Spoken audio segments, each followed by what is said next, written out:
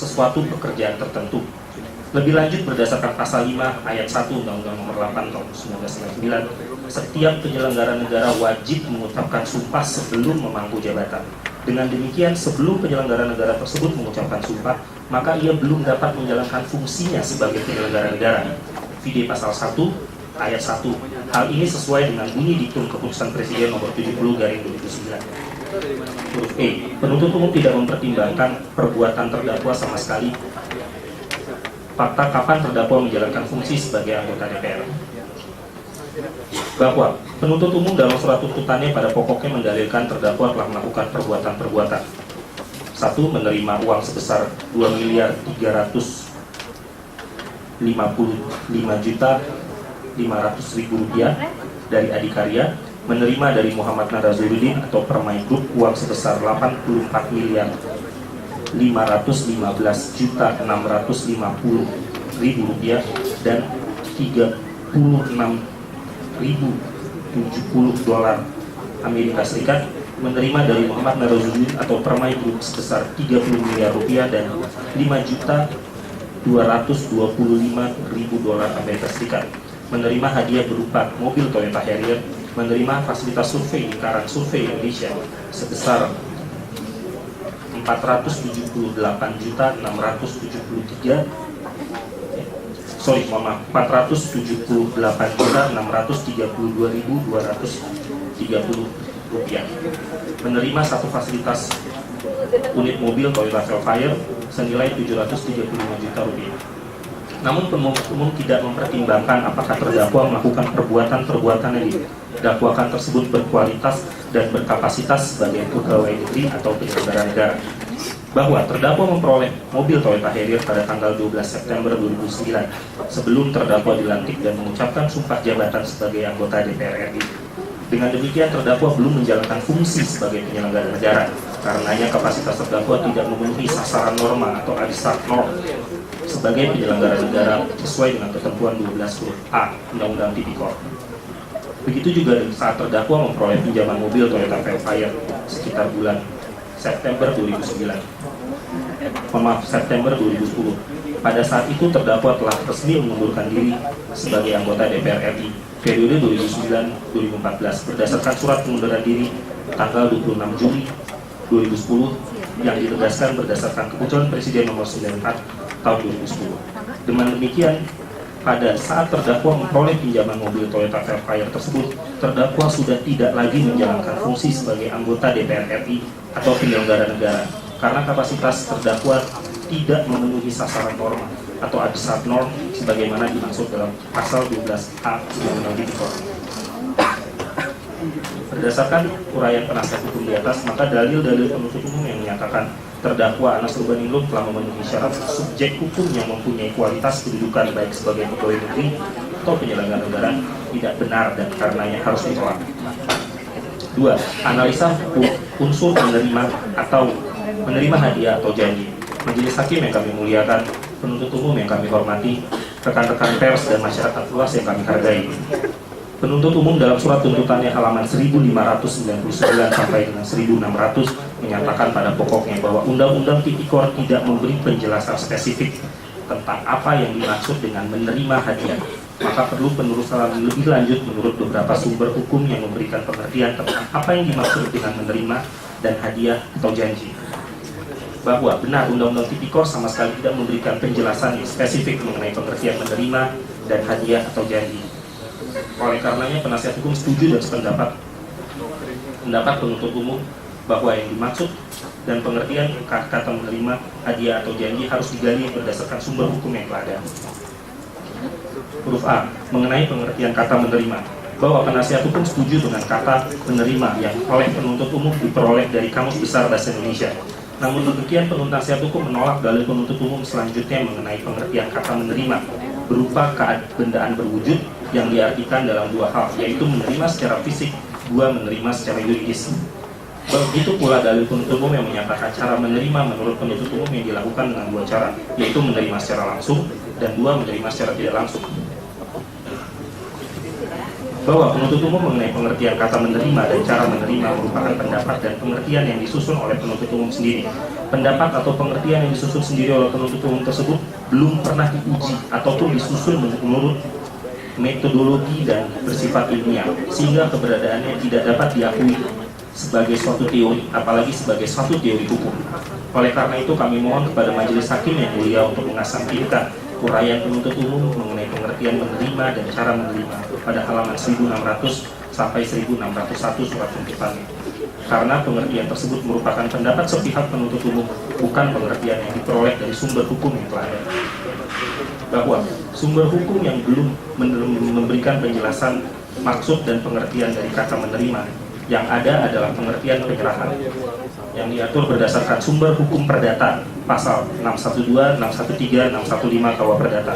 Hal ini telah diuraikan oleh ahli perdata Profesor Siti Ismiati Jeni yang pada persidangan tanggal 28 Agustus tahun 2014. Profesor Siti Ismiati Jeni menerangkan penyerahan yang dikenal dengan istilah levering secara singkat terdiri dari penyerahan untuk benda bergerak berwujud melalui penyerahan nyata di pasal 612 KUH Perdata, dan penyerahan benda bergerak tidak berwujud dibagi dua, yaitu melalui cesi untuk benda bergerak tidak berwujud nama, dan B, melalui penyerahan nyata untuk benda berwujud tidak atas nama.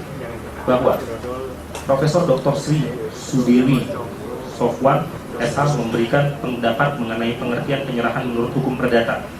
Kita bacakan lagi. Dengan kata lain, penyerahan merupakan cara atau maksud agar orang lain menerima suatu benda. Paling tidak uraian di atas sedikit banyak menjelaskan pengertian menerima menurut sumber hukum yang berlaku, yaitu pendekatan melalui hukum perdata. Melalui pengertian kata hadiah, bahwa penasihat hukum sependapat dengan pendapat ahli Dr. Andes Adami Caswi SH yang sebagaimana dikutip penuntut umum pada halaman 1602 surat tuntutannya, yang menyatakan bahwa pengertian hadiah menurut tata bahasa lebih mengacu pada pengertian benda atau kebendaan yang bernilai uang. Kami kita bacakan lagi. Sebelum kekuasaan atas benda itu beralih ke dalam kekuasaan si penerima, maka perbuatan menerima belumlah dianggap terwujud secara sempurna. Dengan demikian pendapat Dr. Andes Adami Caswi tersebut akan kami pergunakan sebagai salah satu sumber hukum untuk menilai apakah perbuatan terdakwa telah memenuhi unsur sebagaimana dakwaan ke-1 yang selengkapnya akan kami uraikan di bawah ini.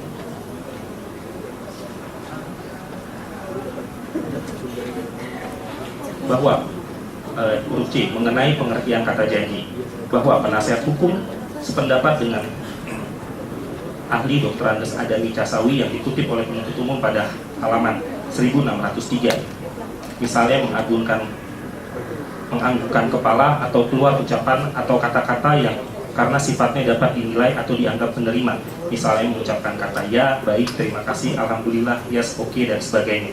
Dengan demikian pendapat Adami Caswi tersebut akan kami pergunakan sebagai salah satu sumber hukum untuk menilai apakah perbuatan terdakwa telah memenuhi unsur-unsur sebagaimana dakwaan ke-1 yang selengkapnya akan kami uraikan di bawah ini.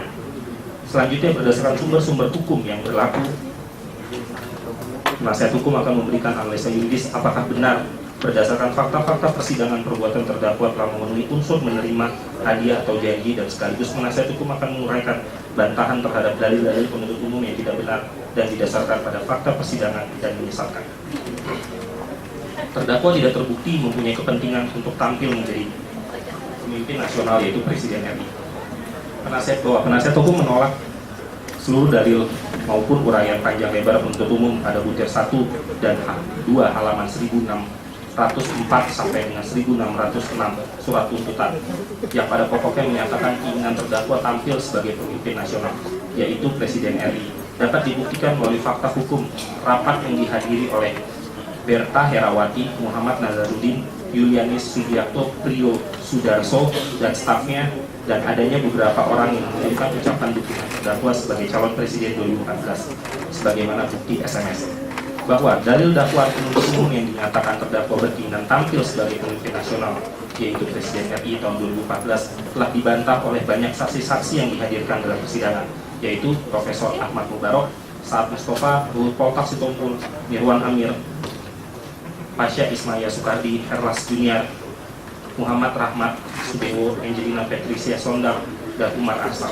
Seluruh saksi-saksi tersebut menyatakan tidak pernah mendengar atau membicarakan keinginan terdakwa untuk tampil sebagai Presiden RI pada tahun 2014. Dalil dakwaan penuntut umum ini pun telah dibantah terdakwa sendiri dalam persidangan tanggal 4 September 2014. Bahwa tidak benar penuntut umum menyatakan keinginan terdakwa tampil sebagai pemimpin nasional Presiden RI sesuai dengan keterangan saksi Ruhut Poltaksitompul. Justru dalam persidangan tanggal 7 Agustus, saksi Ruhut Poltaksitompul menjelaskan bahwa ia suatu tempat di bawah pohon. Ia, Ruhut Poltaksitompul, pernah mendorong terdakwa menjadi Presiden RI. Saksi menyampaikan kepada terdakwa, "Nas, baik-baik kau Nas, saya gagal untuk Bung Akbar jadi presiden, tapi saya doakan semoga kau nanti." Saat itu terdakwa menanggapi dengan, abang ada saja, kita bekerja sajalah dulu." Pernyataan saksi Ruhut Poltaksitompul tersebut tidak ditanggapi serius oleh terdakwa. Dalam hal ini penuntut umum telah memutarbalikkan fakta persidangan bahwa terkait bergabungnya terdakwa ke Partai Demokrat menurut keterangan saksi Profesor Ahmad Mubarok adalah karena terdakwa diajak bergabung oleh saudara Sudi Silalahi. Hal ini dibenarkan oleh terdakwa. Bahkan selain dari saudara Sudi Silalahi, terdakwa juga diminta oleh saudara Hadi Utomo untuk bergabung ke Partai Demokrat pada tahun 2005. Bahwa terdakwa juga tidak pernah mengajukan diri menjadi ketua Dewan Pimpinan Pusat atau DPP bidang politik Partai Demokrat, melainkan terdakwa dipilih melalui prosedur yang berlaku di Partai Demokrat menjadi ketua Dewan Pimpinan Pusat bidang politik Partai Demokrat tersebut. Sehubungan dengan fakta ini, dalam persidangan tidak ada satupun saksi yang memberikan keterangan mengenai keinginan terdakwa menjadi ketua Dewan Pimpinan Pusat atau DPP bidang politik Partai Demokrat sebagai tahap awal sebelum menjadi ketua umum Partai Demokrat. Bahwa selanjutnya terdakwa terpilih menjadi ketua umum Partai Demokrat terbukti dari fakta persidangan berdasarkan keterangan Profesor Ahmad Mubarok, Saad Mustafa, Ruhut Poltaksitompul, Mirwan Amir, Pasha Ismail Soekardi, Herlas Junior, Muhammad Rahmat Sudewo, Angelina Pinkan Patricia Sonda, Umar Arsal bukan merupakan keinginan terdakwa. Terdakwa maju menjadi salah satu calon ketua umum Partai Demokrat awalnya didorong oleh Saad Mustafa, bukan keinginan terdakwa. Pada saat itu terdakwa tidak langsung mengiyakan permintaan Saad Mustafa tersebut karena terdakwa masih berkonsentrasi di pansus Senturi. Setelah pansus Senturi selesai di awal Maret 2009, terdakwa pun belum langsung mengiyakan dorongan Saad Mustafa teman-teman untuk maju menjadi salah satu calon ketua umum, melainkan terdakwa bertanya terlebih dahulu apakah Ibu Ani atau Ibas mencalonkan sebagai ketua umum dan agar teman-teman melakukan cek sound terlebih dahulu kepada DPC. Bahwa keterangan saksi Berta Herawati yang pada pokoknya menyatakan terdakwa mendorong Berta Herawati menjadi ketua PDRI karena membutuhkan orang yang masih energik untuk mendukung terdakwa sebagai capres 2012. Dalam persidangan hari yang sama telah dibantah sendiri oleh saksi Berta Herawati.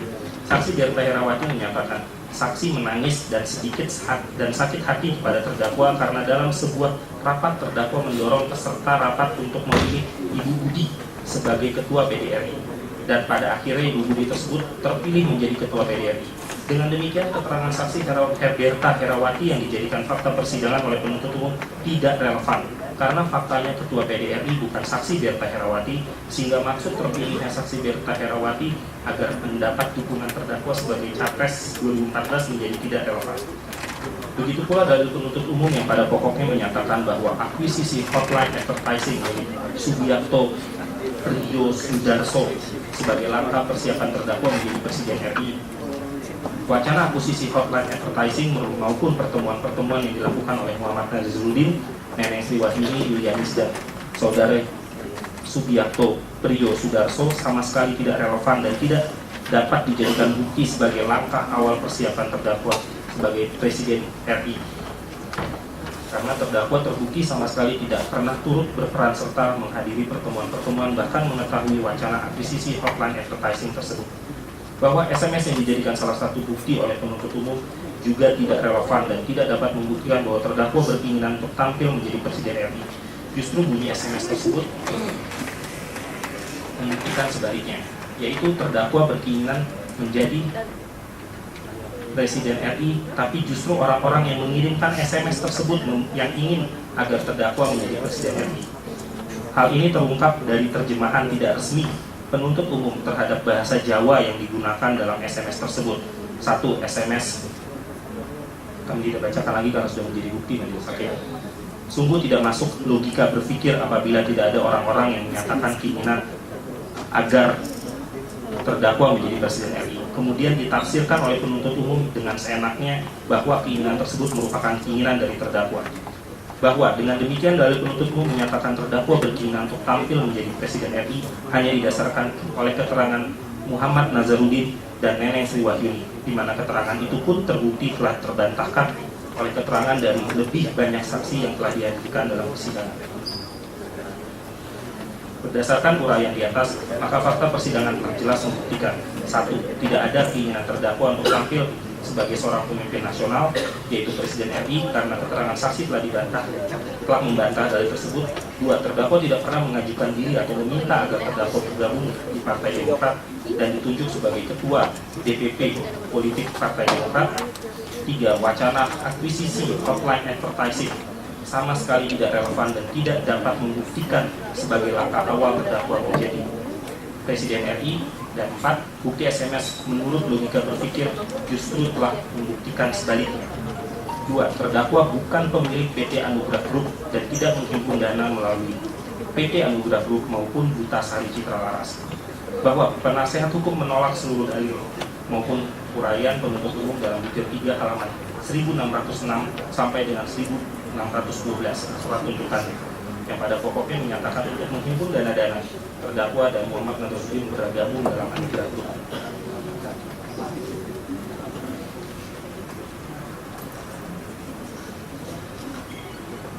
Dalil penuntut umum bahwa terdakwa dan Muhammad Nazarudin bergabung di Anugrah Group tidak benar dan justru telah terbantahkan oleh banyak keterangan saksi-saksi yang dihadirkan dalam persidangan.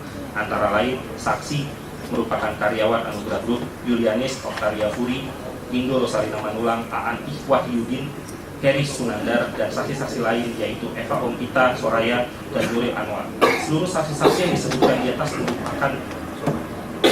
menyatakan bahwa Anugrah Group merupakan milik Muhammad Nazarudin. Di samping itu, saksi-saksi yang merupakan karyawan Anugrah Group seluruhnya menyatakan pimpinan Anugrah Group adalah Muhammad Nazarudin dan Neneng Sri Wahyuni.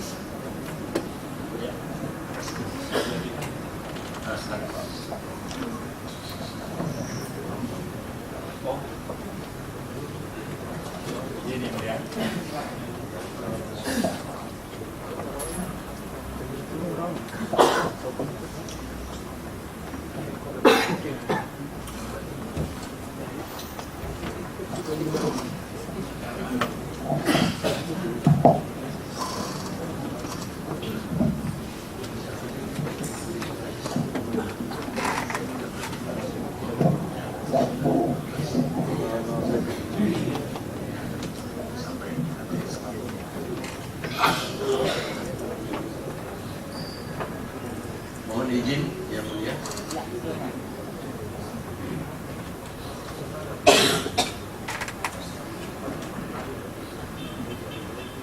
Bahwa terdakwa tidak pernah memimpin atau mengikuti pertemuan-pertemuan yang dihadiri oleh karyawan Anugrah untuk membicarakan bisnis atau proyek Anugrah Group. Selain itu, terdakwa tidak terbukti memiliki ruangan khusus di kantor Anugrah Group di Jalan Kiai Haji Abdullah Syafi'i, nomor 9, Tebet, Jakarta Selatan, maupun kantor di Tower Permai, Jalan Warukuncit Raya, nomor 27, Mampang, Perapatan. Bahwa tidak benar dalil penuntut umum yang menyatakan fakta bahwa terdakwa dan Muhammad Nazarudin bergabung dalam Anugrah Group untuk menghimpun dana-dana telah bersesuaian dengan keterangan saksi Yulianis dan Indo Rosalina Manulang, bahwa justru sebaliknya Yulianis dan Indo Rosalina Manulang telah membantah kebenaran fakta tersebut sebagaimana uraian kami di atas. Dalam hal ini sekali lagi penuntut umum telah memutarbalikkan fakta persidangan bahwa dalil penuntut umum bahwa terdakwa bergabung bersama Muhammad Nazarudin di Anugrah Group semata-mata hanya didasarkan keterangan dari Muhammad Nasarudin dan Neneng Sriwakuni yang justru telah dibantah kebenarannya oleh saksi-saksi lainnya yang disebutkan di atas. Bahwa bukti terdapat telah menandatangani akte jual beli 30%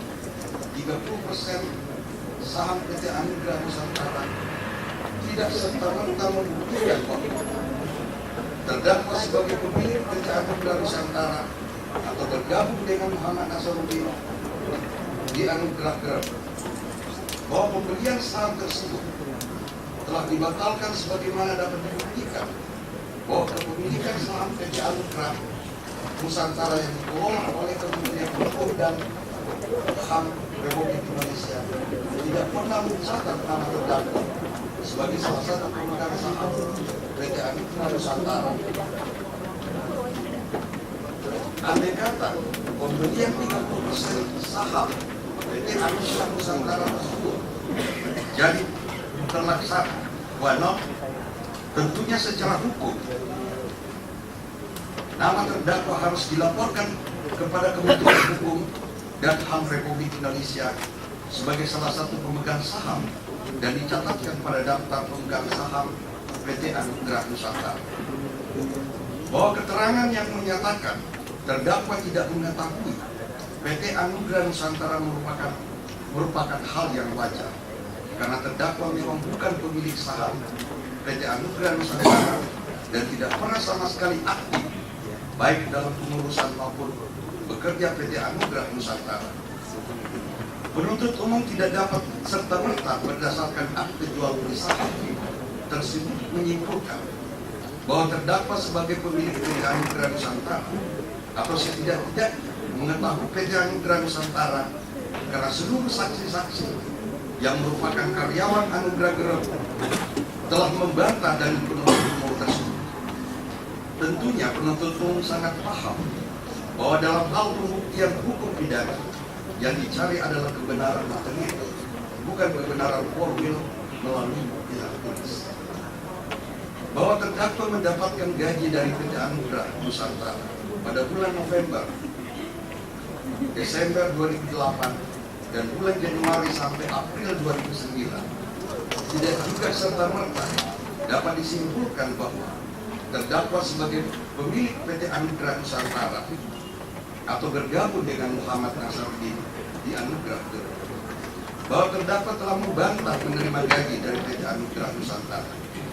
Terdakwa dalam persidangan telah menjelaskan bahwa uang yang diterima terdakwa dari PT Anugrah Nusantara tersebut merupakan honor sebagai konsultan politik Muhammad Nasarudin dan kawan-kawan lainnya di Partai Demokrat, yaitu Saan Mustafa dan Fasa Ismaya Soekarno. Bahwa setelah terdakwa mengetahui bahwa honornya sebagai konsultan politik dicatat sebagai gaji dari PT Anugrah Nusantara, maka terhitung bulan April 2009 terdakwa tidak lagi mau menerima honor tersebut. Honor terdakwa pada bulan April 2009 tersebut selanjutnya dikembalikan terdakwa kepada PT Anugrah Nusantara. Hal ini telah ditegaskan kebenarannya oleh saksi Yulianis dan Oktariana Puri dalam persidangan pada tanggal 14 Agustus 2014. Dengan demikian, berdasarkan fakta persidangan telah terungkap, terdakwa tidak pernah menerima gaji dari PT Anugrah Nusantara kecuali honor sebagai konsultan politik. Kalaupun terdakwa pernah menerima uang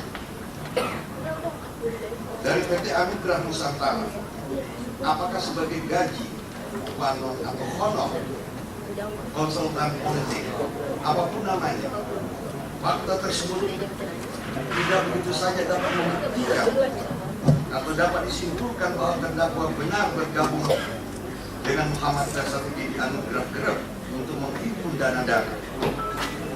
Kalaupun berdasarkan keterangan Muhammad Nasarudin bahwa pendirian perusahaan-perusahaan di Anugrah Group adalah untuk keperluan menampung proyek-proyek, berdasarkan keterangan saksi Window Rosalina Manula dan saksi Yulianis, perusahaan tersebut adalah milik saksi Muhammad Nazarudin.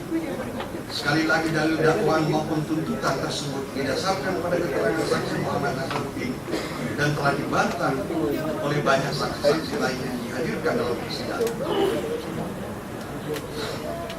Begitu pula dengan adanya bukti tertulis mengenai pengeluaran PT Anugerah Nusantara untuk terdakwa.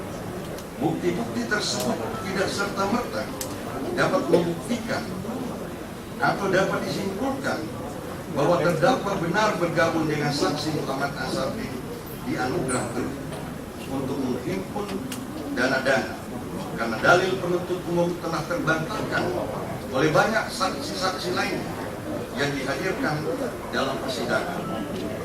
Di samping itu, tentunya penuntut umum sangat paham bahwa dalam hal pembuktian hukum pidana yang dicari adalah kebenaran material, bukan kebenaran formil melalui bukti tertulis.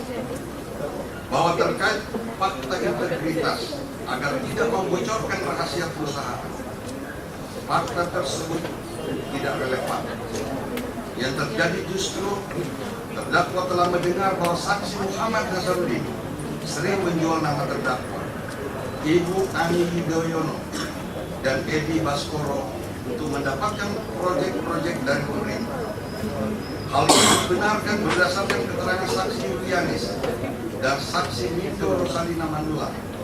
Perbuatan saksi Muhammad Nazarudin menjual nama terdakwa untuk mendapatkan proyek, salah satunya menjadi penyebab memburuknya hubungan terdakwa dan saksi Muhammad Nazarudin, terutama setelah Kongres Partai Demokrat tahun 2010. Bahwa penasihat hukum menolak dengan keras dalil penuntut umum mengenai faktor yang bertuliskan aku dalam laptop milik saksi Yulianis, sebagaimana butir F halaman 1611 surat tuntutan. Bahwa adanya folder bertuliskan aku yang kemudian disimpulkan oleh penuntut umum bahwa terdakwa ikut dalam kepemilikan PT Anugerah Nusantara atau Anugerah Group merupakan suatu pemutarbalikan fakta persidangan, di mana penuntut umum hanya mengutip salah satu potongan keterangan saksi Yulianis, bahwa seharusnya penuntut umum mengutip seluruh keterangan Yulianis yang oleh penuntut umum telah diuraikan dari halaman 519 sampai 520 surat tuntutan. Apabila dibaca secara lengkap, maka keterangan saksi Yulianis dalam persidangan pada pokoknya menjelaskan sebagai berikut. Tidak dibacakan.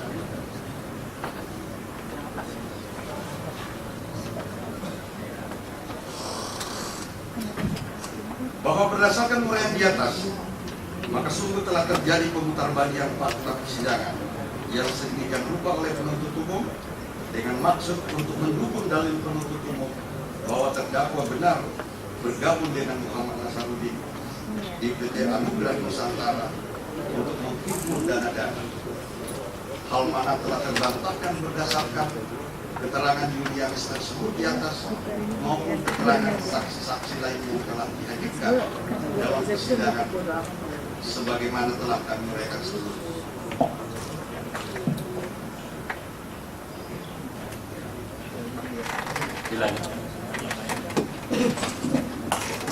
Ya, kami persilakan untuk berikut.